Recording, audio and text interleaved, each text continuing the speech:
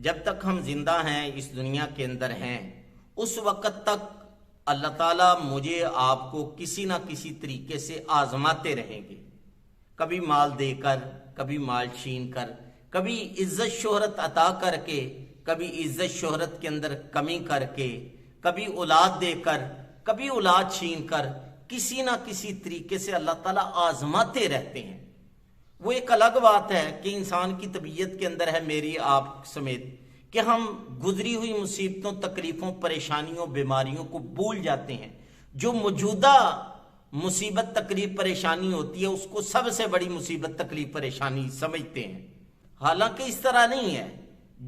جب سے ہم پیدا ہوئے ہیں اس وقت سے لے کر آج تک کسی نہ کسی طریقے سے ہم آزمائش کے اندر ہیں، جیسا کہ سورۃ البقرہ پارہ نمبر 2 آیت نمبر 155 کے اندر اللہ تعالیٰ واضح طور پر فرماتے ہیں، بلکہ قسمیہ انداز کے اندر فرماتے ہیں، قسم اٹھا کر فرماتے ہیں وَلَنَبْلُوَنَّكُمْ بِشَيْءٍ، ہم تم کو ضرور آزماتے رہیں گے، آزماتے رہے ہیں اور آزماتے رہیں گے کسی نہ کسی چیز کے ذریعے، کسی نہ کسی طریقے کے ذریعے۔ وہ کون سے طریقے؟ آگے فرمایا من الخوف، وہ خوف کے ذریعے بھی آزما سکتے ہیں، مختلف قسم کا خوف کہ یہ نقصان نہ ہو جائے، کہیں یہ جاب نہ چلی جائے، کہیں کاروبار کے اندر کمی نہ ہو جائے، کہیں جو ہے وہ اولاد کو کچھ نہ ہو جائے، کہیں فلاں نقصان نہ ہو جائے۔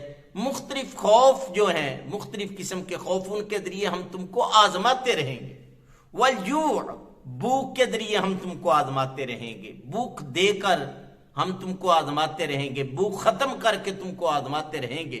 وَنَقْصٍ مِّنَ الْأَمْوَالِ، قسمیہ بات ہے، ہم تم کو آزماتے رہیں گے۔ ایک آزمائش کا طریقہ یہ بھی ہو سکتا ہے مالوں کے اندر کمی کر کے ہم تم کو آزمائے، تمہارے مالوں کے اندر کمی کر کے تم کو آزمائے، تمہارے جو مد مقابل ہیں ان کے مالوں کے اندر کمی کر کے ان کو اور تم کو آزمائے۔ والانفس، اور جانوں کے اندر کمی کر کے تم کو آزماتے رہیں گے۔ والثمرات، اور پھلوں کے اندر کمی کر کے ہم تم کو آزماتے رہیں گے۔ غرض وَلَنَبْلُوَنَّكُمْ بِشَيْءٍ، کسی نہ کسی طریقے سے ہم تم کو آزماتے رہیں گے، آزماتے رہیں گے جب تک تم اس دنیا کے اندر ہو۔ آزمائش کی چکی کے اندر پستے رہو گے، پستے رہو گے۔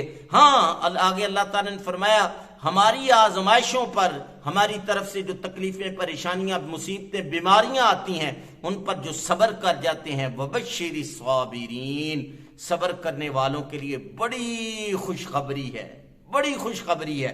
اگلی آیت کے اندر اللہ تعالیٰ نے 156 کے اندر صبر کرنے والوں کی ایک صفت بیان کی ہے کہ صبر کرنے والے کون ہیں؟ الذین اذا اصابتہم مصیبہ، جن کو جب کوئی چھوٹی بڑی کوئی بھی مصیبت پہنچتی ہے، قالوا انا للہ و انا الیہ راجعون، تو وہ پکار اٹھتے ہیں، وہ دعائیہ انداز کے اندر رب کے حضور گڑ گڑا کر یہ عرض کرتے ہیں انا للہ و انا الیہ راجعون، بے شک ہم اللہ ہی کے لیے ہیں، یہ چیز تو کچھ نہیں، ہمارا سب کچھ اللہ کے لیے ہے، یہ جو چیز چلی گئی ہے، جو نقصان ہو گیا، یہ تو کچھ بھی نہیں، ہمارا سب کچھ اللہ ہی کے لیے ہے۔ وَإِنَّا إِلَيْهِ رَاجِعُونَ، یہ آج چھوٹا سا نقصان ہوا، ایک فرد چلا گیا دنیا سے، چھوٹا سا نقصان ہوا، یہ ہم سے چھن گیا اور اللہ نے ہم سے یہ لے لیا، ایک وقت آئے گا وَإِنَّا إِلَيْهِ رَاجِعُونَ، ہم بھی اللہ ہی کی طرف لوٹنے والے ہیں۔ دوسرا اس کا مفہوم اس آیت کا یہ ہے کہ ہمارا سب کچھ اللہ ہی کے لیے ہے، یہ چیز تو کچھ بھی نہیں ہے، یہ نقصان تو کچھ بھی نہیں ہے، ہمارا تو سب کچھ اللہ کے لیے ہے۔ اللہ چاہے سب کچھ لے لے، اللہ چاہے تھوڑا لے لے، یہ اللہ کی مرضی ہے۔ وَإِنَّا إِلَيْهِ رَاجِعُونَ، لیکن اس مصیبت، تکلیف، پریشانی، بیماری کی گھڑی کے اندر، آزمائش کی گھڑی کے اندر وَإِنَّا إِلَيْهِ رَاجِعُونَ، ہم اللہ ہی کی طرف رجوع کرتے ہیں، اللہ ہی سے مدد مانگتے ہیں، اللہ ہی سے مانگتے ہیں۔ اللہ ہمیں عطا کرے گا، جس نے چھینا ہے وہ عطا کرے گا، جس نے یہ چیز لے لی ہے اس سے بہتر عطا کرے گا۔ اور حدیث میں بھی آتا ہے کہ جو بندہ مصیبت، تکلیف، پریشانی کے موقع پر، کسی چیز کے گم ہو جانے پر یہ دعائیہ کلمات پڑھ لیتا ہے، اللہ تعالیٰ یا تو اس کو وہی چیز عطا کرتے ہیں یا اس سے بہتر کوئی چیز عطا کرتے ہیں۔ اور اگلی آیت کے اندر فرمایا صبر کرنے والوں کے لیے اولئک علیہم صلوات من ربہم ورحمہ، جو صبر کر جانے والے ہیں مصیبت تکلیف پریشانی کی گھڑیوں کے اندر، ایسے لوگ ان کے لیے شاباشیں ہیں ان کے رب کی طرف سے اور رحمتیں ہیں۔ اللہ تعالیٰ ان کو شاباش دیتے ہیں کہ آزمائش میں نے دی، تکلیف پریشانی میں نے تم کو دی، تم نے صبر کیا، شاباش، بہت اچھے، تم ہی لوگ ہو جو قابل تعریف ہو۔ اور آگے فرمایا وَأُولَئِكَ هُمُ الْمُهْتَدُونَ، یہی لوگ ہیں جو ہدایت یافتہ ہیں، یہی لوگ ہیں جو حقیقت میں ہدایت پانے والے ہیں۔